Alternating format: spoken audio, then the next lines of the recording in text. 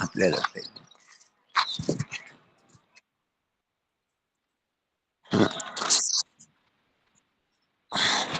आपल्याला आपलं काम करायचं. बाकी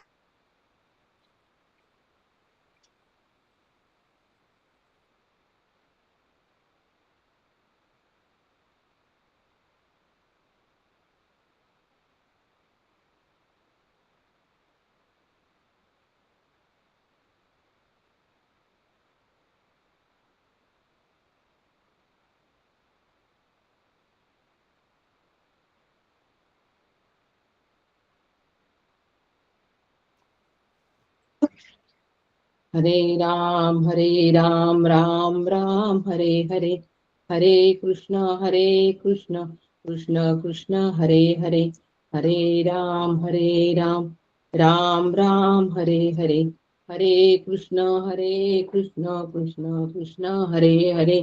सद्गुरुनाथ महाराज की जय. गुरुर्ब्रह्मा गुरुर्विष्णू गुरुर्देवो महेश्वरा, गुरु साक्षात परब्रह्म तस्मै श्री गुरवे नमः, तस्मै श्री गुरवे नमः. अभाग्यासी करी भाग्यवंत, ऐसे श्री गुरु काका श्रीमंत, जीवत्वाची खंत स्वरूपी विराली श्रीराम. जीवना देण्या अर्थ सद्गुरु काका समर्थ, जीवत्वाचा अंत आत्मा रामी केला श्रीराम. परमपूज्य श्री गुरु डॉक्टर काका यांना साष्टांग वंदन करते. परमपूज्य मंदाताई यांनाही साष्टांग वंदन करते. परम आदरणीय सुनील काकांना साष्टांग नमस्कार.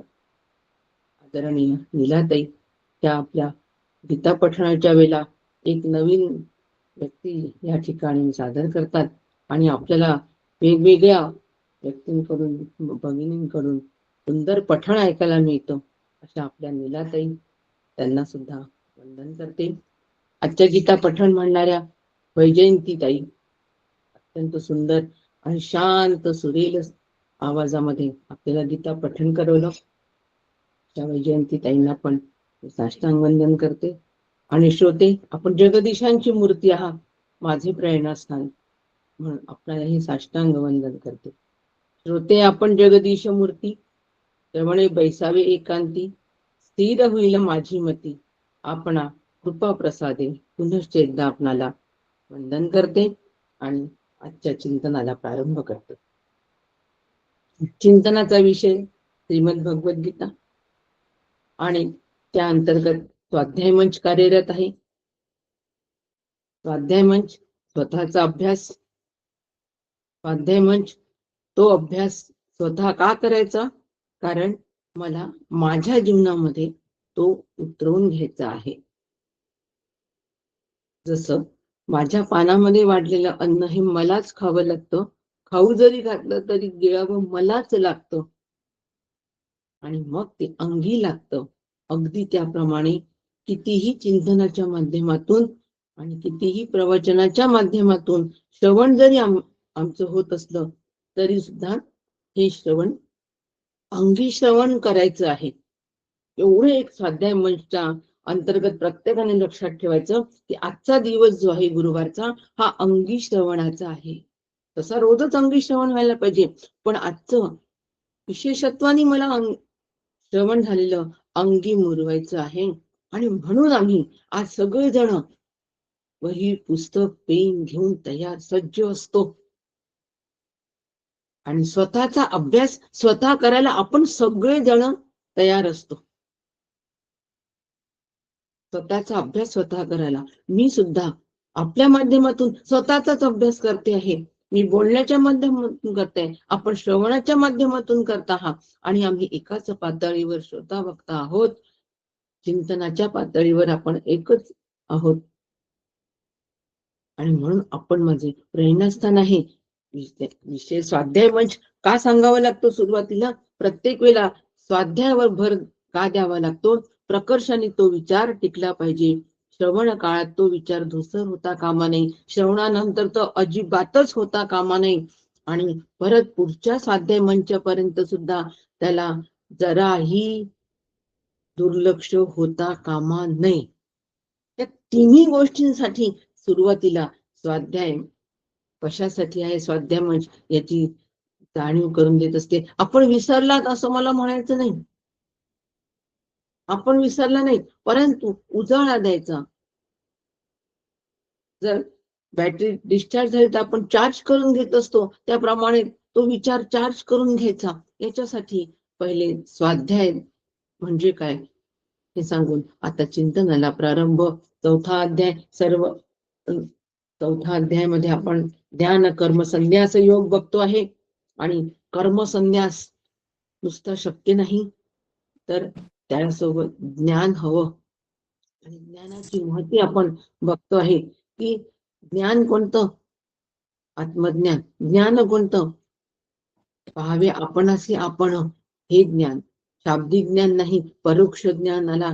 परोक्ष ज्ञानाची इथे महती गायलेली नाही भगवंतानी. तर ज्ञान म्हणजे पाहावे आपणासी आपण, अपरोक्ष ज्ञान, तेच होऊन राहणे, हे हे ते ज्ञान. आणि हे ज्ञान, या ज्ञानाचं ऐसे ज्ञान प्रकाश पाहिलं. कसा आहे हा ज्ञान प्रकाश?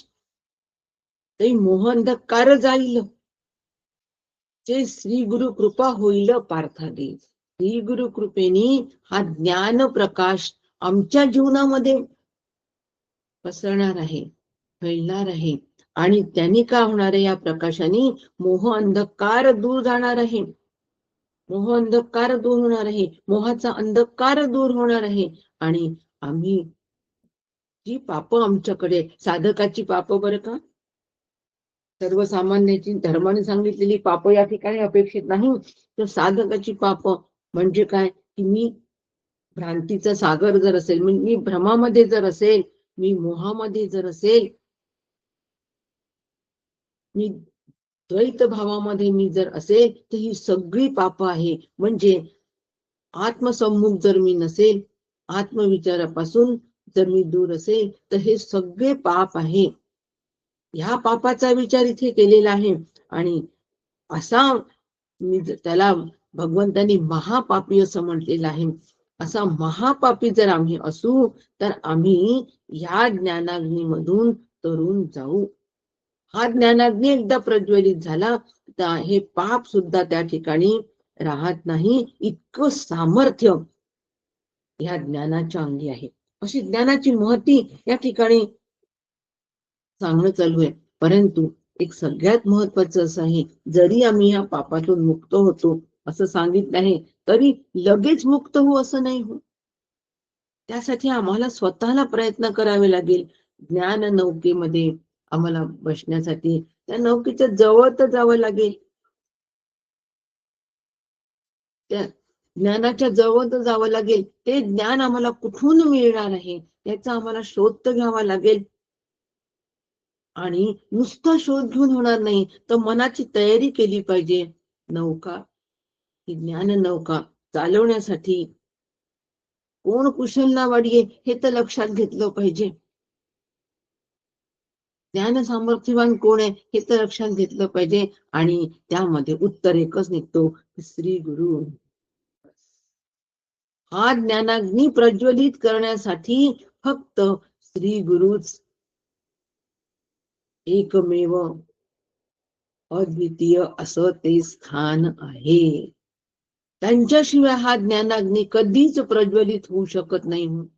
आपण सगळं, आपल्याला सगळं कळतं, सर्वत्र ब्रह्म आहे हे आपल्याला कळतं की नाही? सगळीकडे आत्मा आहे हे आपल्याला कळतं की नाही? अगदी अज्ञानातला अज्ञानी माणूस सुद्धा म्हणतो की आत्मा जात नाही. अगदी तो सुद्धा हे बोलून दाखवत असतो, परंतु तो आत्मा, ते ब्रह्म मी आहे याची जाणीव जर कोण करून देत असतील तर ते फक्त श्री गुरु करून देतात. पहा आपल्या सगळ्यांचा अनुभव, आपल्याला सगळं ज्ञान भरमसाठ सगळीकडून मिळतो, पण ते ब्रह्म मी आहे ही जाण फक्त श्री गुरुच करून देतात. सोहम सहा अहम. आणि म्हणून श्री गुरूंकडून आम्हाला हा अनुग्रह घ्यावा लागतो. माझ्या अनुग्रह शिवाय हा वेदार्थ जाण कळेना असं नाथ महाराजांनी म्हटलेलं आहे. जरी शास्त्र संपन्न झाले, जरी श्रुती स्मृती आम्ही सगळे अभ्यासलेला, तरी सुद्धा या अनुभवासाठी सोहम, ह्या अनुभवासाठी, ह्या जाणीवेसाठी, ती जाणीव निर्माण करतात, तो ज्ञानाग्नी प्रज्वलित करतात फक्त श्री गुरुच. आणि म्हणून आम्हाला सगळ्या आमच्या जीवनाची जी सगळी सूत्र आहे, ती सगळीच्या सगळी सूत्र श्री गुरूंच्या हातात द्यायला हवी. देतो का सगळी सूत्र श्री गुरूंच्या हातात? नाही. माझे कुटुंब प्रमुख माझे श्री गुरु आहेत असं कधीतरी आपल्याला वाटतं का? मग कुटुंब प्रमुख म्हणून त्यांना कुटुंबातल्या समस्या सांगायच्या का? सगळं कुटुंबातलं त्यांना सांगायचं का? प्रापंचिक त्यांच्याशी बोलायचं का? बोलायचं तर मग कोणतं प्रापंचिक गोष्टी बोलायच्या?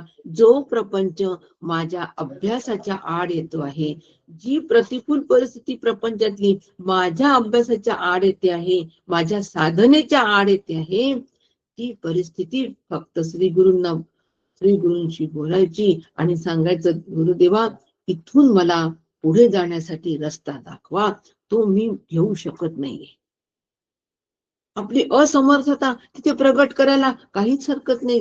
श्री गुरूंच्या तिथे शरण जायला काहीच हरकत नाही. ती असमर्थता प्रगट करावी, त्यांना शरण जावं आणि आपल्या रस्त्यामधल्या साधनेमधले असलेले जे दगडधोंडे आहेत, प्रपंचाच्या रूपाने प्रतिकूलता असलेले दगडधोंडे, ते दूर करण्यासाठी प्रयत्न करावे. दूर होणार नाही, माझ्या प्रयत्नाशिवाय दूर होणार नाही आणि ज्ञानाशिवाय ते भस्मसात होणार नाही, हे पक्क लक्षात ठेवायचं. पण त्यासाठी श्री गुरूंनाच मला शरण जावं लागेल. आणि म्हणून श्रेष्ठ आचार्यच साधकांचा उद्धार करतात. चंद्रमे जे अलांछन, मार्तंड जे तापहीन, ते सदाही सदा सज्जन सोयरे होतू. ते सोयरे आहेत हो आपले. आणि म्हणून या ठिकाणी आमच्या पापाचा सुद्धा उद्धार या ज्ञानानेच होतो. ते ज्ञान श्री गुरूंकडून आलेलं असलं पाहिजे. आणि म्हणून या ठिकाणी ज्ञानाचं महात्म्य सांगणं चालू आहे. अज्ञानाचा नाश ज्ञान करतं. परंतु मग आता हे जे ज्ञान आहे, भगवंत म्हणतात, आज आपल्याला 37 आणि 38 नंबरचा श्लोक घ्यायचा आहे, लक्षात घ्या. श्लोक कोणता सुरू आहे याच्यावर आपला फार भर असतो. त्या अनुषंगिक आपलं श्रवण होतो. बरोबर आहे, करायलाही पाहिजे. केशराचंच माप हे होय, गाजराचं माप नाही. टू द पॉइंटच अभ्यास व्हायला पाहिजे. उगीच भरमसाठ शब्दाची भरमसाठ फेक नको. तत्वज्ञान फुगवणं नको, तत्वज्ञान वाढवणं नको, अजिबातच नाही. मला एकदा प्रश्न विचारण्यात आला एका ग्रुपवर की तुम्ही 15 दिवस हा विषय घ्या. मी म्हंटल 15 किती दिवस विषय घ्याल? मला मुदत विचारली की आपल्याला एक समाज घ्यायला किती दिवस लागतील? तर मी उत्तर त्याच्यावर दिलं की त्या समासामध्ये जो विचार उद्भूत केलेला आहे समर्थांनी, आणि जो विचार समर्थ आम्हाला देऊ इच्छितात, तो संपूर्णपणे विचार अंतःकरणामध्ये ठसेपर्यंत शब्दाच्या माध्यमातून, बरं का, नाही तर संस्काराच्या माध्यमातून नाही, संस्कार व्हायला वेळ लागतो, पण शब्दाच्या माध्यमातून तो ठसेपर्यंत, तो विचार पूर्ण होईपर्यंत माझं वक्तव्य चालेल. मग तो 4 दिवसात जर पूर्ण झाला तर 5व्या दिवशी माझं वक्तव्य थांबेल. आता ह्या अनुषंगिक ज्या वेळेला आपण अभ्यास करतो ना, त्यावेळेला तो विचार शब्द रूपाने आधी ठसला पाहिजे, मग तो संस्कार होतो. संस्काराला वेळ लागतो. आता आयुष्यभर आपण एकच श्लोकाचा अभ्यास करत असतो असा याचा अर्थ नाही. त्या विचारांचा पूर्ण अंगाने विचार करून तो आम्ही पटवून घ्यायचा. आणि म्हणून टू द पॉइंटच आम्हाला अभ्यास करायला पाहिजे. भगवंत पुढच्या श्लोकामध्ये आम्हाला सांगतात की ज्ञानाग्नी सर्व कर्माणी भस्मसात कुरुते तथा. सूत्रात्मक अभ्यास सुरू आहे. सूत्र लक्षात घ्यायचंय की ज्ञान कर्म संन्यास योग मध्ये आम्हाला कर्म संन्यास जर साधायचा असेल तर तो ज्ञानाच्या माध्यमातून साधावा. ज्ञान झाल्यानंतर ते कर्म आपोआप गळून गेलं पाहिजे, त्याला संन्यास असं म्हणतात. आणि म्हणून त्यासाठी ज्ञानाग्नी फार महत्वाचं आहे. या ज्ञानाच्या अग्नीमध्ये, ज्ञानरूपी अग्नीमध्ये हा अग्नी सर्व कर्मांना भस्म करतो. कसा भस्म करतो?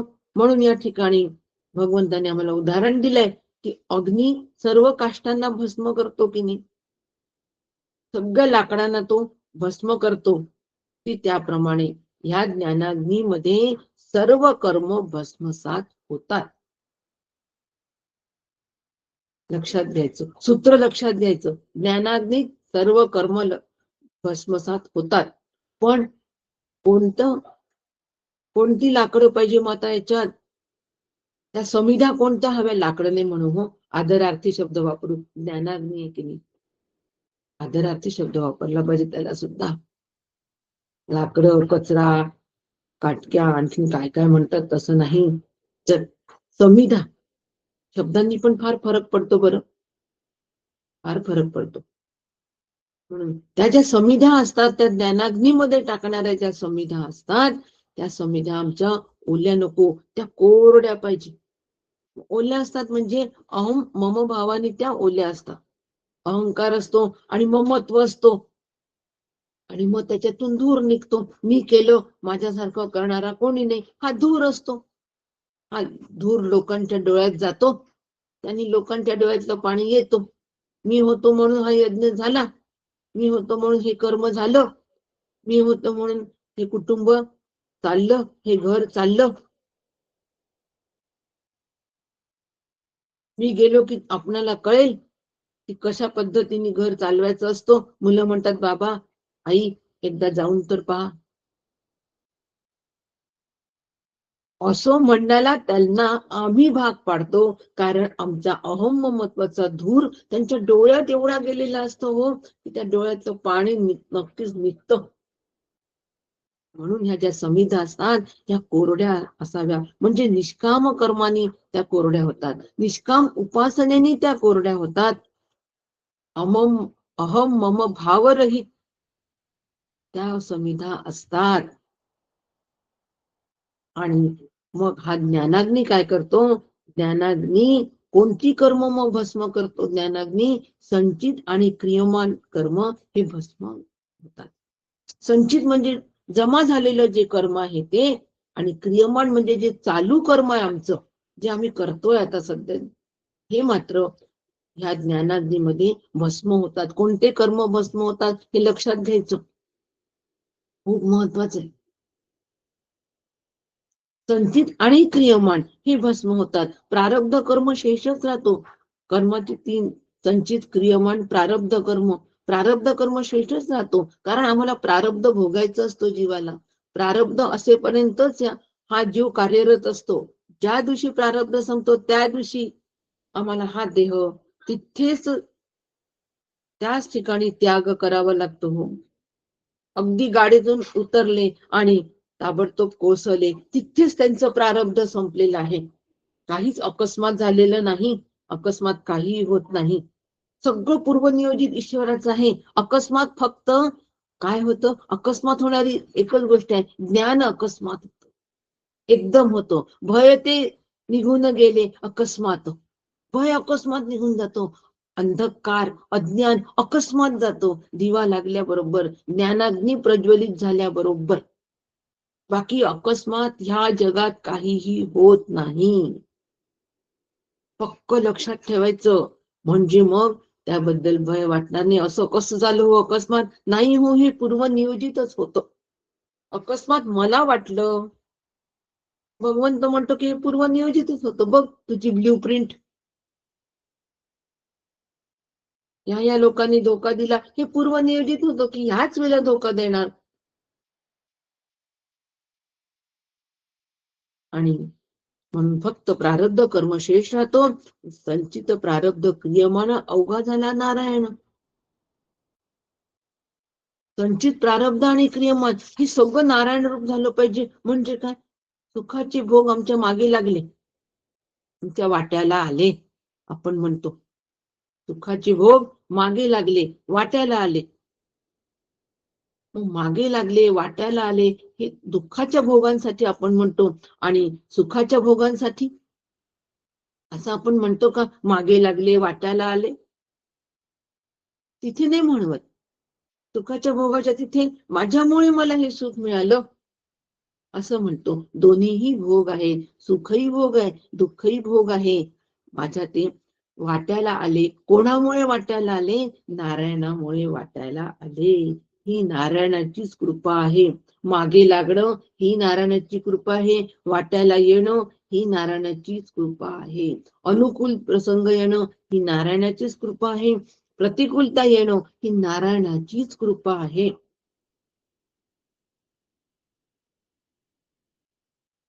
त्याला काय म्हणतात? नारायण अवघा झाला नारायण. आणि मी जे आता क्रियमाण करतो आहे ते सुद्धा नारायणाच्याच इच्छेने माझ्या वाट्याला ही कर्म येतात आहे. त्याच्याच इच्छेने मी हे क्रियमाण कर्म सुद्धा मी करतो आहे. म्हणजे मग त्या क्रियमाण कर्माचा लेप सुद्धा आम्हाला लागत नाही. आणि याला म्हणतात भस्म, कर्म भस्म होणे. ज्ञानाग्नी सर्व कर्माणी. ज्ञानाग्नीमध्ये सर्व कर्म भस्म झाली. ज्ञान कोणतं ज्ञान? मग मी कुटस्थ असंग साक्षी चैतन्य स्वरूप आहे. लक्षात घ्या, ज्ञान कोणतं? मी साक्षात परब्रह्म आहे या अनुभवाला प्राप्त होणं, याला ज्ञानाग्नी असो म्हणतात. आणि हा ज्ञानाग्नी कसा हवा? प्रज्वलित हवा. महत्वाचं ते आहे. कर्माचा नाश या ठिकाणी अपेक्षित नाहीये. तर कर्मबीज जाळून टाकलं पाहिजे. कर्मबीजाचा नाश अपेक्षित आहे. बीज भाजून टाकायचं आणि मग पेरायचं, ते उगवतच नाही. नाथांनी छान उदाहरण दिलं की जोंधळाचं बीज जर भाजून, त्यावेळेला जोंधळा म्हणजे ज्वारीला, म्हणून जोंधळाचं बीज भाजून टाकलं आणि ते जर पेरलं तर त्याला कोंब येत नाही. आणि कर्माचं बीज कोणतं आहे? हो, विषय भोग वासना. आम्हाला कर्म कसं भस्मसात होतं याच्यावर आज फोकस करायचा आहे. ज्ञानाने, ज्ञानरूपतेने. ज्ञान म्हणजे पाहावे आपण असे आपण त्या अनुभवाला प्राप्त होणं. त्यांनी कर्मबीज कसं, कर्म कसे भस्म होतात, हा आपला आजचा चिंतनाचा विषय विसरू नका बिलकुल. म्हणून कर्मबीज काय आहे? विषय भोग वासना आहे. त्यामागचं अज्ञान आहे. वासना काम आमच्या याच्यात तयार होते, अज्ञान आहे. आणि म्हणून ते अज्ञान जे आहे, वासनेच्या मागचं अज्ञान जे आहे ते निसत्व करणे. मग ते कर्म फलोन्मुख होत नाही, संचितात जमा होत नाही. प्रारब्ध म्हणून फलोन्मुख होऊन आमच्या वाट्याला ते परत पुढच्या जन्मात येत नाही. आणि साधक म्हणजे मी कर्मबंधनामध्ये अडकत नाही. इतक्या सगळ्या गोष्टी आम्हाला साध्य करायच्या आहे त्या ज्ञानाग्नीच्या माध्यमातून. लक्षात आलं पाहिजे नेमकं मला काय केलं पाहिजे. या नेमकेपणाला फार महत्व. नेमकं मी काय केलं पाहिजे हे लक्षात आलं पाहिजे. म्हणून ही सगळी कर्म जी आमची वाट्याला आली आहे ही नारायणाची कृपा आहे हे लक्षात घेतलं पाहिजे. सामूहिक प्रारब्ध पण असतं बरं का, तेही आपल्याला भोगावंच लागतं. नैसर्गिक संपत्ती आहे, अपघात आहे, काय विमानामध्ये बसायची बुद्धी झाली आणि आम्ही विमानाने त्याच विमानाने गेले होते आणि आमचं तिकीट असून आम्ही वेळेवर कॅन्सल केलं, आम्ही इथेच थांबलो आणि ते गेले. सामूहिक प्रारब्ध होईल. आणि म्हणून हे जे सगळे प्रारब्ध आहे, व प्रारब्धाचे भोग दिले तसं अंतःकरणात सगळ्यांना मदत करण्याची पण बुद्धी भगवंतानेच दिली त्यावेळेला. म्हणून भगवंत हा काटेकोर शास्ता आहे. तो काटेकोरपणे काळजी घ्यायला पण तयार आहे. म्हणून ती नारायणाची कृपा आहे. कृपा का म्हणायचं? कारण तो काळजी सुद्धा तितकीच घेतो. तेवढीच काळजी घेतो. विमानातले सगळेच जण एकदम गेले अपघातात आणि फक्त एकच माणूस जिवंत बाहेर आला. त्याचं प्रारब्ध नव्हतं संपलं, म्हणून काटेकोर काळजी घेतली भगवंतानी, त्यांना बाहेर काढलं. आता तरी नारायणाची कृपा त्या ठिकाणी आपल्याला समजायला पाहिजे. एवढं टोकाचं उदाहरण दिल्यानंतर पण त्यासाठी आमचा ज्ञानाग्नी हा प्रज्वलित हवा. कसा हवा? प्रज्वलित हवा. अग्नीचा स्वभाव काय आहे की अग्नीचा स्वभाव, अग्नी लाकडामध्ये कधी भेदभाव करत नाही की हे चंदनाचं लाकूड, हे बोरीचं लाकूड, हे बाभळीचं लाकूड, हे आंब्याचं लाकूड, हे सागाचं लाकूड, जेही कोणतं लाकूड कोरडं असेल ते तो अग्नी जाळून टाकतो पूर्णपणे आणि खाली भस्म राहतो. म्हणजे राख राहते, भस्माच्या स्वरूपात असतात. मी आधीच सांगितलं, ज्ञानाग्नीच्या संदर्भात बोलायचंय तर भस्मच म्हणायचं, ज्ञानाग्नीच्या संदर्भात बोलायचंय तर समिधाच म्हणायचं. त्याला राख म्हणू नये, लाकडं म्हणू नये. ज्ञानाग्नी त्याचं पावित्र्य आम्हाला ठेवलंच पाहिजे. म्हणून शब्द सुद्धा योजलेलेच वापरावे. कोणताही शब्द कुठेही वापरू नये. जेवायला आपल्याकडे जर मंडळी आली तर आपण त्यांना काय म्हणतो? या या. भोजनाचा आस्वाद घ्या, रसास्वाद घ्या. या, आले हादडायला असं म्हणू का? काय वाटेल त्यांना? आले गिळायला असं म्हणू का? म्हणजे शब्दांची योजना सुद्धा कशी चपखलच हवी की नाही. म्हणून ज्ञानाग्नी म्हणतोय तर समिधा आणि भस्मच, म्हणून सर्व भिन्न लाकडे अग्नीमध्ये भस्माच्या स्वरूपात असतात. परंतु ती लाकडं भस्म होण्यासाठी प्रज्वलित अग्नी हवा की नाही. परत परत तेच का सांगते? आमचा अग्नी कसा असतो? ज्ञानाग्नी आमचा कसा असतो? टिमटिमणारा असतो. हो, प्रज्वलित अग्नी म्हणजे काय आणि टिमटिमणारा अग्नी म्हणजे काय हे सांगणारच आहे.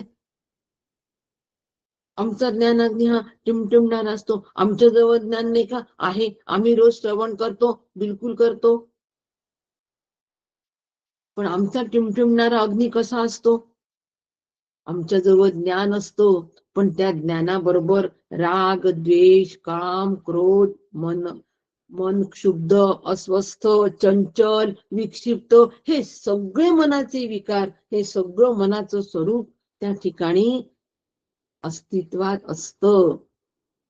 आम्ही साधक आहे आणि आम्हाला साध्याकडे आमची वाटचाल चालू आहे. परंतु साध्याकडे वाटचाल करत असताना तो ज्ञानाग्नी, जे ज्ञान आम्ही आमच्या श्री गुरूंपासून घेतलाय, त्याला प्रज्वलित करण्यासाठी आमचे सगळे प्रयत्न सुरू आहेत. त्याच्या आड हे सगळ्या गोष्टी येतात.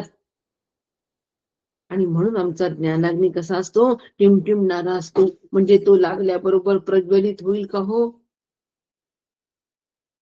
हळूहळू हळूहळूच तो प्रज्वलित झाला पाहिजे. एकदम जर त्याला प्रज्वलित करायचं असेल, एवढं मोठं आम्ही त्याच्यामध्ये काय टाकतो? प्रज्वलन होण्यासारखी रसायन टाकतो. पेट्रोल टाकलं, रॉकेट टाकलं, एकदम भडकतो, एकदम विझतो. असं होता कामा नये. तो हळूहळू हळूच प्रज्वलित व्हायला पाहिजे. म्हणून अनेक प्रकारचे संशय विकल्प आमच्यामध्ये असतात. त्यामुळे ह्या टिमटिमत्या ज्ञानाग्नीमध्ये आमची कर्म भस्मसात होत नाही. आणि हा प्रज्वलित करायचा हे आपल्याला माहित नसतो. हे आमचं अज्ञान असतो. आमच्या जवळचं ज्ञान आहेच, इतके वर्ष झाले आम्ही अभ्यास करतोय, इतके वर्ष झाले आम्ही साधना करतोय, परंतु अजून अद्यापही आम्हाला सर्व कर्म संन्यास योग साधत नाही हो, असं आम्ही विचारतो. श्री गुरूंना विचारतो, अजूनही जपात लक्ष लागत नाही, अजूनही आमच्या लक्षात राहत नाही. श्रवण काळी राहतो, नंतर राहत नाही. त्याचं कारण प्रज्वलित ज्ञानाग्नी नाही. म्हणून कर्म अर्धवट भस्म होतात. अर्धवट भस्म होतात कर्म म्हणजे कसं? शारीरिक पातळीवर ते कर्म थांबतं. आता ना आम्ही काहीच करत नाही, बस आता फक्त आम्ही ज्ञान संपादन करतो, ज्ञान साधना करतो. आता आम्ही काहीच करत नाही. सगळी व्रत, वैकल्य, संक्रांत आम्ही नाही करत.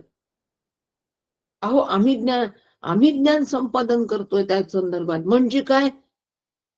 देह घट लवंडुनी रीता केला, निज स्वरूपाच्या पाणीयानी भरला. हे ज्ञान आम्ही संपादन करतोय. मग आम्ही वेगळा घट कशाला द्यायचा संक्रांतीचा? अर्धवट कर्म, टिमटिमणारा अग्नी. अहो त्या कर्म करत असताना तो संस्कार अंतःकरणावर करून घ्यायचा आहे. देह घट लवंडुनी रीता केला, निज स्वरूपाच्या पाणीयाने भरला. देहबुद्धी रीती केलीये आणि निज स्वरूपाने भरून देह भरून गेलेला आहे. देहबुद्धी आत्मबुद्धी होण्यासाठी हे सगळं करतोय, ते विसरून जातो. आणि फक्त शारीरिक पातळीवर कर्म थांबतं आमचं. मी कर्म करत नाही हा अहंकार तिथे जोपासला जातो. याला सर्व कर्माणी म्हणत नाही. ज्ञानाग्नी सर्व कर्माणी म्हणत नाही. त्या ज्ञानाग्नीमध्ये कर्म गेल्यानंतर शेष काहीच राहत नाही. आणि त्याच्यासाठी प्रज्वलित अग्नी हवा. ज्ञानाग्नी हा प्रज्वलित हवा. ज्ञानामध्ये तेज हवं, वाणीमध्ये सामर्थ्य हवं, तेव्हा संस्कार क्षम होतं. आणि हे श्री गुरूंचंच कार्य आहे. म्हणून श्री गुरूंचे शब्द कसे बिसाट असले तरी ते सुखे म्हणून येती वेद. बिसाट शब्द जरी श्री गुरूंचे असले तरी ते वेद म्हणून आम्ही स्वीकारायला हवे, कारण ते प्रज्वलित ज्ञानाग्नी मधून आलेले आहेत. अशा पद्धतीने हा प्रज्वलित ज्ञानाग्नी हवा सर्व बाजूंनी तेजस्वी हवा. कसा होईल? अखंड मनन निधिध्यासनाच्या साधनेने. राग द्वेषाचा प्रभाव, काम क्रोधाचा परिणाम होत नाही. जर सर्व बाजूंनी तेजस्वी ज्ञानाग्नी असेल तर विषय भोगवासना, विषयासक्ती यांचं सुप्त संस्कार क्षय होतात. प्रज्वलित ज्ञानाग्नी असेल तर. आणि मन अत्यंत शुद्ध निर्मळ विषय परान्मुख होते. हा सगळं तपासून पाहायच्या गोष्टी. आपला ज्ञानाग्नी हा प्रज्वलित आहे की टिमटिमणार आहे? उद्बत्तीला वाटतं हो की मी सगळं काही जाळू शकते, तिलाही वाटतं तिच्याही मध्ये अग्नी आहेच की नाही. ती म्हणते मी तर माझ्यात ती ताकद आहे सगळं जाळण्याची, हे मी जाळते. ते लाकडाला लावा उद्बत्ती, किती लाकूड जळेल? तिच्यात जेवढी ताकद आहे तेवढंच ते जळेल. आणि मशाल लावा लाकडाला, ते लाकूड ताबडतोब पेट घेतं की नाही बघा. आणि म्हणून आम्ही आमचं ज्ञान टिमटिमणारं उद्बत्ती सारखं जे असतं त्याला आम्हाला प्रज्वलित करायला पाहिजे. ते झालं की नाही, शुद्ध निर्मळ विषय परान्मुख मी होतोय की नाही, तर माझं ज्ञान निश्चितपणे प्रज्वलित होत आहे. विवेक वैराग्य समाधी गुणांनी संपन्न होऊन अंतर्मुखता येते की नाही हे बघायला पाहिजे. आणि हे सगळं बघताना हे कशामुळे शक्य होईल? अखंड ब्रह्माभ्यास. अखंड ब्रह्माभ्यासाने निरुपाधिक निर्गुण निराकार निरवय परब्रह्म स्वरूपाचे सम्यक आणि यथार्थ ज्ञान मला होणे गरजेचे आहे, तरच तो ज्ञानाग्नी प्रज्वलित आहे. आणि त्या ज्ञानाग्नीमध्ये आता सगळे कर्म माझे भस्मसात होतात, मला करावे लागत नाही. मी कुटस्थ असंग चिद्रूप साक्षी चैतन्य स्वरूप आहे. मी साक्षात परब्रह्म स्वरूप आहे. ह्याची साधकाला अनुभूती, ह्या अनुभवाला साधक प्राप्त होतो. आणि जे प्रतिबंध असतात की नाही, संकल्प विकल्प राग द्वेष काम क्रोध, हे प्रतिबंध सप्रतिबंधक जे ज्ञान असतो, जो टिमटिमणारा ज्ञानाग्नी असतो, तो निष्प्रतिबंधक होतो, म्हणजे तो प्रज्वलित होतो. आणि ही ज्ञाननिष्ठा आहे, ही ज्ञाननिष्ठा आहे. आणि ही ज्ञाननिष्ठा सांभाळणं, याला प्रज्वलित ज्ञानाग्नी म्हणतात. या ज्ञानाग्नीमध्ये सगळं अज्ञान व सर्व कर्म हे भस्म होणार आहे.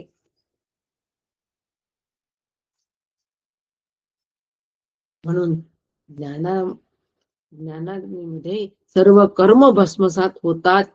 म्हणजे नेमकं काय होतं मग? तेव्हापासून ज्ञानाग्नी कर्म भस्मसात सांगते, पण ज्ञानाग्नी आधी प्रज्वलित महत्वाचं आहे. त्या टिमटिमणाऱ्या मधून आपल्याला निघायला पाहिजे, प्रज्वलित कडे यायला पाहिजे. याला साधना असं म्हणतात. ज्ञानाचं तेज आणि वाणीचं सामर्थ्य, मी नेहमी हे दोन शब्द वापरत असते. उपनिषदांमध्ये काकांनी वापरलेलं आहे की ज्ञानाचं तेज व वाणीचं सामर्थ्य हवं, त्याशिवाय नाही हा प्रवास होत. ज्ञानरूपता नाही.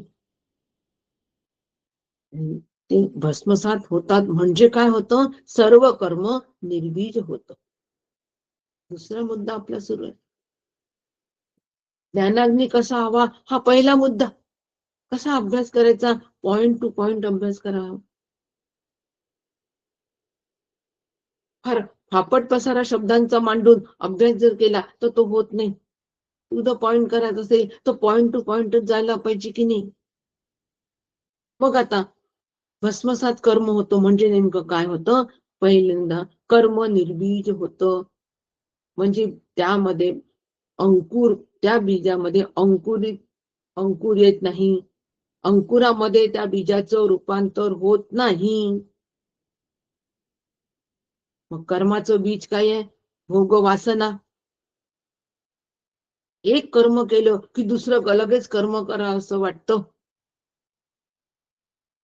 घरात जर नवीन सोफा घेतला तर आता त्या सोफ्यावर टाकायला छान दुसरे कव्हर घ्यावेसे वाटतात. मग त्या सोफाला शोभणारा टीव्ही घ्यावा असं वाटतो, त्याच्यासाठी प्रयत्न. आणि मग त्याला साजेस रूमचं डेकोरेशन करावं असं वाटतं. एका कर्मातून दुसरं, दुसऱ्यातून तिसरं. आणि अशी ही वासना आमची सगळी तयार होते. ही वासनाच नष्ट होते. कशामध्ये? ज्ञानाग्नीमध्ये. ज्ञानाग्नी प्रज्वलित झाल्यानंतर वासना नष्ट होते. कारण वासनेमागचं जो अज्ञान आहे, हे अज्ञानच नष्ट होतं आणि कर्मबंधन निर्माण होत नाही. कोणताच संकल्प अंतःकरणात उरत नाही. कारण मी मूळचा कोण आहे? असंग आहे, मी निर्विकार आहे, चैतन्य स्वरूप आहे. हे या ज्ञानाला प्राप्त झाल्यानंतर त्या ठिकाणी कोणताही वासना इच्छा शिल्लक राहत नाही. प्रजाहाती यदा कामान सर्वात पार्थ मनोगत. सगळ्यांना दुसऱ्या अध्यायामधला हा श्लोक माहितीये. का बरं हे असं होतं? कारण तो स्थितप्रज्ञ कुठे स्थिर झाला असतो? परमानंद स्वरूपाच्या ठिकाणी तो स्थिर झालेला असतो. मी सद्रूप आहे, मी चिद्रूप आहे, मी आनंद रूप आहे.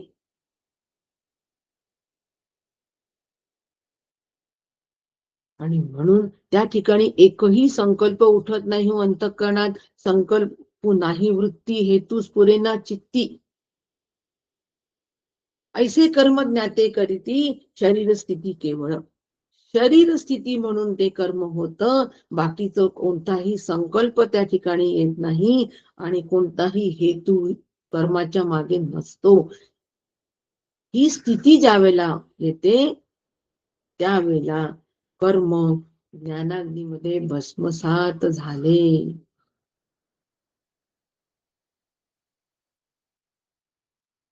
आणि म्हणून त्या कर्मबीज आम्हाला नष्ट करायचं आहे.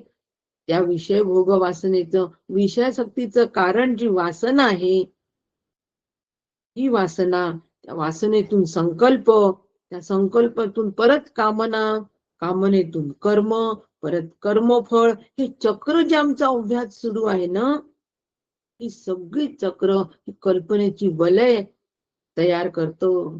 त्यात आम्ही गुंतून राहतो. पण एकदा लक्षात आलं की ज्या विषयांची वासना, कशासाठी विषयाची वासना होते, तर त्या विषयांमधून आम्हाला सुख मिळेल. आता अज्ञान कुठे बघा, विषय भोग वासना हे अज्ञान आहे. म्हणजे अज्ञान कसं असतं हे लक्षात येईल. ज्या आम्ही विषयांच्या मागे का लागतो, विषयाशक्ती का होते, विषय भोगवासना का तयार होतात, कारण विषय हे आम्हाला सुख देतात.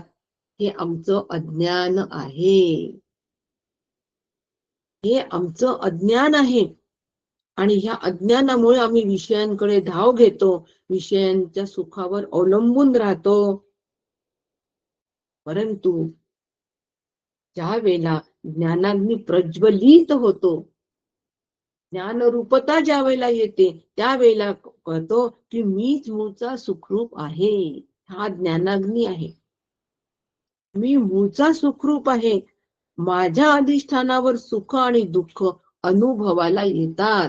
हा प्रज्वलित ज्ञानाग्नी ज्यावेळेला ते तयार होतो, सुखासाठी मला विषयाकडे धाव घेण्याची गरज नाही. हे एकदा पटलं, ज्ञानाग्नी एकदा प्रज्वलित झाला की भोग वासना आपोआप तिथेच नाश होत. आणि वासना नाश झाली की संकल्प नाही, संकल्प नाही म्हणजे कामना नाही, कामना नाही म्हणजे कर्म करण्याची वृत्ती त्या ठिकाणी नाही. हा संकल्प नाही, वृत्ती, हे कोणत्या ज्ञानाने जमेल आम्हाला? मी मूळचा सुखरूप आहे.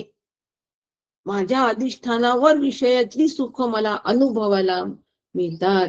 मी सुखरूप असल्यामुळे. आणि म्हणून हे एकदा आम्हाला पटलं की सुखासाठी आम्हाला विषयावर अवलंबून राहावे लागत नाही. साखरेला सांगावं लागत नाही की मी गोड आहे म्हणून. गुलाबजाम का गोड लागतो, बासुंदी का गोड लागते, मीच मुळात गोड आहे म्हणून तो गुलाबजाम गोड अनुभवाला येतोय. मीच मुळात गोड आहे म्हणून ती बासुंदी मला गोड अनुभवाला येते. पक्वान्न या संज्ञेला ती प्राप्त झालेली आहे. तसं मला एकदा कळलं की मीच मूळचा सुखरूप आहे. हा ज्ञानाग्नी प्रज्वलित झाला. प्रत्येक सुखाच्या वेळेला, प्रत्येक कामनेच्या वेळेला, प्रत्येक वासनेच्या वेळेला, प्रत्येक संकल्पाच्या वेळेला हा काम ज्ञानाग्नी जर प्रज्वलित असेल तर आमची सुखाकडे असलेली धाव सगळी संपेल. आणि मग आम्ही शरीर स्थिती केवळ म्हणून कर्म करू. त्याला ज्ञानाग्नी सर्व कर्माणी म्हणतात. ज्ञानाग्नीमध्ये सर्व कर्मांचा भस्म झालं. म्हणून मना पाविजे सर्व ही सुख जेथे, अति आदरे ठेविजे लक्ष तेथे. समर्थ सांगतात आहे की हे मना, सगळं सुख जिथे आहे तिथे अति आदराने लक्ष ठेव. कुठे सर्व सुख, सुखाचे सुख श्रीहरी मुख, त्या ठिकाणीच फक्त तू लक्ष ठेव. म्हणजे मी सुखरूप, मी मूळचा सुखरूप आहे, हा निर्णय माझा सहज होऊन जाईल. तो ज्ञानाग्नी सहजपणे प्रज्वलित होईल. मग त्या ठिकाणी विधी निषेध पैजा, जळाली पंचायतन देवपूजा, होता संचित क्रियमान पुंजा, तोही ओझा जळाला. त्या ठिकाणी होईल. हो, इथे कोणतेही विधी निषेधाचा आम्हाला पाळणं गरजेचं राहत नाही. पंचायतन, देव पूजा, ही सगळ्या कर्मांमध्ये जे येतात, हे जे सगळे कर्म येतात, आणि संचित क्रियमाणांचा सुद्धा जो पुंजा म्हटलेला आहे, नाथांनी म्हटलेला आहे, तोही जळाला, तोही बोजा जळाला. त्या सगळ्याच जो बोजा असतो ते सगळं बोज जळून त्या ठिकाणी भस्मसात झालं. भस्म उरत आनंद रूपता. मग ते पवित्र असतं ना, अंगारा म्हणतो आपण त्याला, अंगारा लावा. मंदिरात गेलो की अंगारा लावा, केवढं आपण पवित्र म्हणतो त्याला. आणि म्हणून असं सगळं प्रारब्ध जे आहे, हे सगळं प्रारब्धाचे मिळे आणि निराभिमानी देह चळे. हे सगळं जे प्रारब्ध आहे, संचित क्रियमाण, हे सगळं जळून जातो. मग हा देह कसा असतो? निराभिमानी असतो. एकही अभिमान त्या ठिकाणी राहत नाही. कर्म भस्मसात झाल्यानंतर ज्याते कर्म करीती सकळे, जाण केवळ शरीरे. नाथ महाराज कसे करतात? सगळं कर्म फक्त शरीराला गरजेचं आहे म्हणून कर्म करतात ते. हे देह आम्ही एक क्षणभर सुद्धा कर्माशिवाय राहू शकत नाही, हा जसा सिद्धांत आहे. म्हणून ते फक्त शरीर स्थिती केवळापुरतच ते कर्म होतात. पण त्यासाठी आम्हाला मी सुखरूप आहे हा ज्ञानाग्नी प्रज्वलित करावा लागतो. तेव्हा विषय भोग वासना आणि बाकी कर्मचक्र भस्म होतात. मी आत्मा अकर्ता आहे. ज्ञानाग्नी प्रज्वलित करणं चालू आहे. विचार, आपण दुसरा विचार घेतला प्रज्वलित करण्याचा, दुसरा विचार, आत्मा अकर्ता आहे, मी अकर्ता आहे. हा निर्णय एकदा झाला, हा ज्ञानाग्नी परत एकदा प्रज्वलित झाला, या अँगलनी ज्ञानाग्नी प्रज्वलित झाला की कर्मामधलं सगळं कर्तृत्व भोक्तृत्व संपतं. त्या मंचामधला सूत्रात्मक अभ्यास जेव्हा होतो तेव्हा त्यातलं साधन शोधून काढायचं आहे. आणि साधन मला करायचंय. ज्ञानाग्नी सर्व कर्माणी, ज्ञानाग्नी सर्व कर्माणी म्हणून होणार नाही. त्यातलं साधन शोधून काढायचंय. आणि ते साधन शोधून त्या साधनारत मी कसं व्हायचं, ही श्रीगुरूंची किमया. हे श्रीगुरु आम्हाला सांगत असतात. आणि म्हणून मी अकर्ता आहे हा एकदा निर्णय झाला, मी अकर्ता आहे हा ज्ञानाग्नी मला प्रज्वलित करायचा आहे. आत्मा अकर्ता आहे हा एकदा प्रज्वलित झाला की मग कर्मामधलं कर्तृत्व भोक्तृत्व संपतं. आणि कर्म करून आम्ही अकर्ता भूमिकेमध्ये राहतो. वापी न निबद्धते. कर्म केले तरी ते अकर्म स्वरूप होतं. ठेविले अनंते तैसेची राहावे, चित्ती असू द्यावे समाधान. असं कर्तृत्व भोक्तृत्व आमचं पूर्ण संपलं पाहिजे. त्याला भ्रांती असं म्हणतात. या भ्रांतीतून आम्ही केव्हा बाहेर येऊ? कर्म भस्मसात झाले म्हणजे कर्तृत्व आणि भोक्तृत्व त्याच्यामधलं केव्हा ते अकर्म स्थितीपर्यंत केव्हा जाईल? ज्यावेळेला मी मूळचा अकर्ता आहे हे लक्षात येईल त्यावेळेला मग आम्ही कोणतेही कर्माचं कर्तृत्व स्वतःकडे घेणार नाही. परीक्षा दिली की रिझल्ट लागतोच, हे कालचं आपलं सुनील काकांचं वाक्य विसरू नका कधीच. अंतःकरणावर कोरून ठेवा हे उदाहरण. परीक्षा दिली की रिझल्ट लागतोच. कर्म केल्यानंतर कर्तृत्व जर घेतलं तर भोक्तृत्व घ्यावंच लागतं. मग कर्म करा, कर्तृत्व भोक्तृत्व जे आहे त्याचा विचार करू नका. त्या भ्रांतीतून निघा. माझं कर्तृत्व आहे मग भोक्तृत्व आहे, मी भोगणार आहे. नाही, मी अकर्ता आहे. रिझल्ट लागू द्या, त्या रिझल्टशी माझा काही संबंध नसतो.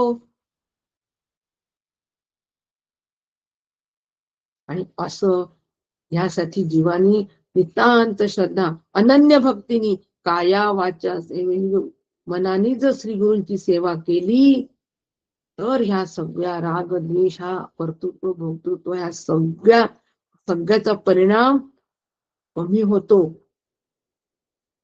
आणि आत्मजिज्ञासा निर्माण होते. वृत्ती हळूहळू या ब्रह्मस्वरूपात स्थिर होते. आणि एकदा ही वृत्ती या ब्रह्मस्वरूपात स्थिर झाली की कर्तृत्व भोक्तृत्व आमचं त्या ठिकाणी पूर्ण निराश होतो.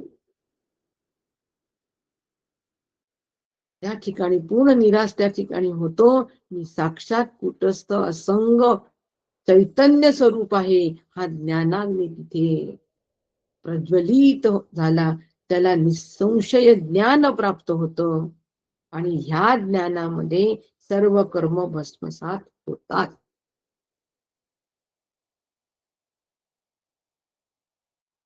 म्हणून ज्ञानप्राप्तीनंतर झालेली कर्म केलेली कोणतीही कर्म आगामी कर्म सुद्धा कर्मबंधनामध्ये टाकत नाही, जीवाला बंधनकारक राहत नाही. सगळे शरीरेंद्रियांनी कर्म करीत असताना सुद्धा आत्म्याचं नैष्कर्म तो ज्ञानी बघतो.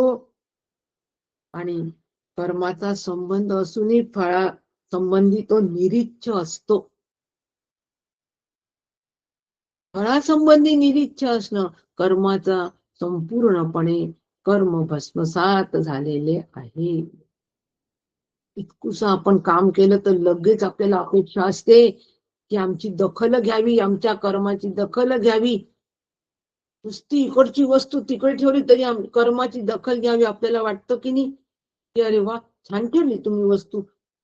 एवढी छोटीशी एक एवढा चमचा इथला आपण इथे उचलून ठेवला तरी त्याची दखल घ्यावीशी वाटते. पण करणारा मी आहे, करता मी आहे. टिमटिमणारा अग्नी ज्ञानाग्नी तिथे असतो. नुसतं अकर्ता मी आहे, अकर्ता मी याचं ज्ञान शाब्दिक असतं. परंतु अंतःकरणामध्ये टिमटिमणारा ज्ञानाग्नी कोणता असतो, त्यांनी तेवढा तो पुरेसा नाही. म्हणून कर्माच्या फळाबद्दल निरीच्छ मानस तरीही असावी उल्हासित वृत्ती. ही उल्हासित वृत्ती ज्ञानाग्नीमध्ये सर्व कर्म भस्मसात झाले असल्याचं प्रतीक आहे. म्हणून विषय भोग वासना कर्तृत्व भोक्तृत्व भाव नैष्कर्म अवस्था या सर्वांबद्दल ज्ञानदृष्टी असणं हेच ज्ञानाचं स्वरूप आहे. आणि हेच सम्यक ज्ञान आहे. आणि याच सम्यक ज्ञानाने सर्व कर्म भस्मसात होणार आहे.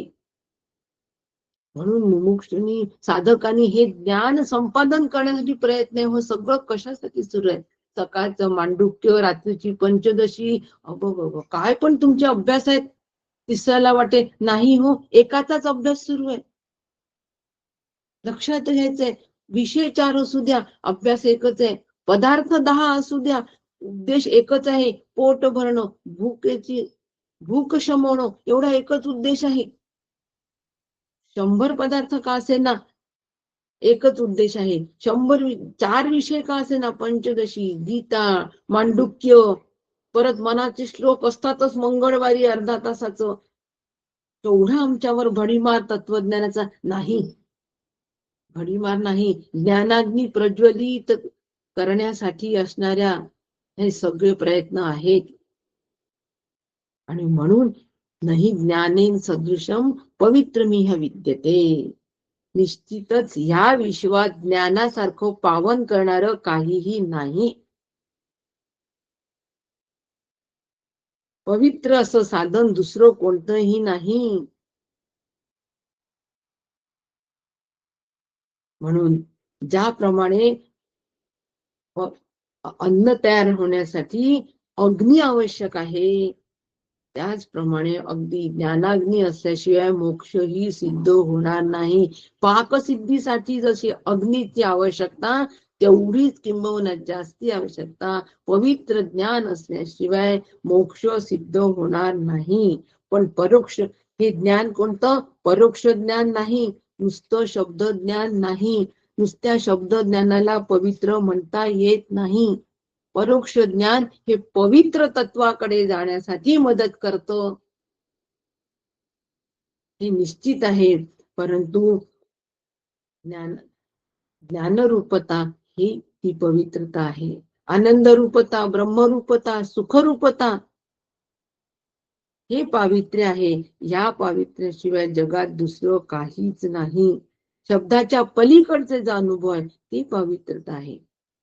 नाही ज्ञानेन सदृशम पवित्रमिह विद्यते, म्हणजे ज्ञानाशिवाय दुसरं कोणतंही पावन करणारं पवित्र असं नाही.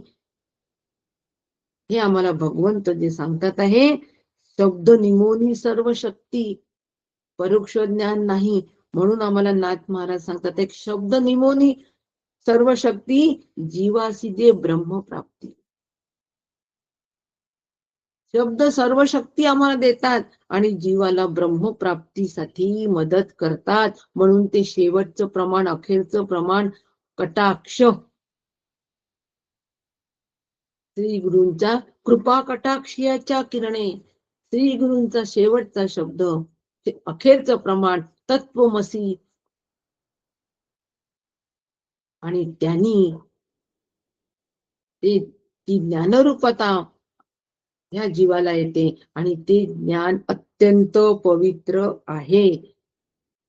लक्षात ठेवा. नाही तर मग परोक्ष ज्ञान म्हणजेच आम्ही पवित्र समजू आणि मग पोथ्यांना नमस्कार करणं सुरू होतो, फुलं वाहणं चालू होतं. प्रथम दर्शनी ही बरोबर आहे, पण ज्ञान कोणतं? हे ज्ञान हृदयी प्रतिष्ठे, त्या हृदयामध्ये त्या ज्ञानाने एकदा प्रतिष्ठा प्राप्त केली की शांतीचा अंकुर फुटे. ते ज्ञान पवित्र आहे. मग विस्तार बहु प्रगटे आत्मबोधाचा, ते पवित्र ज्ञान आहे. त्याला पवित्र असं म्हणतात. म्हणून पवित्र एकच गोष्ट आहे, तो म्हणजे ब्रह्मरूपता. ब्रह्म पवित्र, आत्माच पवित्र. त्याशिवाय दुसरं पवित्र ह्या जगात काहीच नाही. आम्ही पवित्र ठिकाण म्हणतो. एक 5 मिनिटं घेते आणि हा श्लोक संपवते. बस 5 मिनिटं जास्तीत द्या. आम्ही अनेक गोष्टींना पवित्र म्हणतो. हा पवित्र हा विचार समजून घ्या, ही संकल्पना समजून घ्या. पवित्र म्हणजे मग आम्ही कोणत्याही पवित्रच्या मागे तिथेच थांबणार नाही, त्याच पवित्रच्या तिथे थांबणार नाही. त्या पावित्र्याचा उपयोग आम्ही ते खरं पावित्र्य आहे तिकडे जाऊ. म्हणून आम्ही अनेक गोष्टींना पवित्र म्हणतो. पवित्र ठिकाण, पवित्र नदी, पवित्र वातावरण, घर पवित्र आहे, व्यक्ती पवित्र आहे. पवित्र याचा अर्थ पावन करणार आहे. पावन फक्त एकाच गोष्टीमुळे हा जीव होतो, ते म्हणजे आत्मज्ञान. आत्मज्ञानाचा लाभ, हा आत्मज्ञानाचा लाभ हाच फक्त पवित्र आहे. म्हणून नाही ज्ञानेन सदृशम पवित्रमिह विद्यते. या ज्ञाना व्यतिरिक्त काहीच पवित्र नाही. मग या सगळ्या गोष्टीला मी पवित्र म्हणतो ना, हो मग हे पवित्र नाही का, अपवित्र आहे का? नाही. या सगळ्या गोष्टी ज्या आहे, हे सगळे तीर्थक्षेत्र, नदी, वातावरण, ठिकाण, हे सगळे आमच्या वृत्ती ज्या अंतःकरण वृत्ती ज्या आहे, या अंतःकरण वृत्ती स्वरूपाशी एकरूप करण्यासाठी या फायदेशीर असतात. इथून आम्हाला स्वरूपाकारता फार लवकर साध्य करता येते. म्हणून तीर्थक्षेत्राला जावं, पवित्र नदीच्या तिथे जावं. अंतःकरणाला पावित्र्याचा स्पर्श होतो, म्हणजे आत्मस्वरूपाचा स्पर्श होतो आणि ते अंतःकरण त्या पावित्र्यामध्येच पावित्र रूपच होण्याचा प्रयत्न राहतो. म्हणून ते पवित्र आहे. म्हणून पवित्र सहवास कोणाचा हो? पवित्र सहवास श्री गुरूंचा. पवित्र संघ कोणाचा? पवित्र संघ श्री गुरूंचा. श्री गुरूंचा पवित्र संघ, श्री गुरूंचा पवित्र संघ, त्यामध्ये आत्मानुभवाचा अनुभव येतो. दुसरा अनुभवच येत नाही. म्हणून श्री गुरु पवित्र.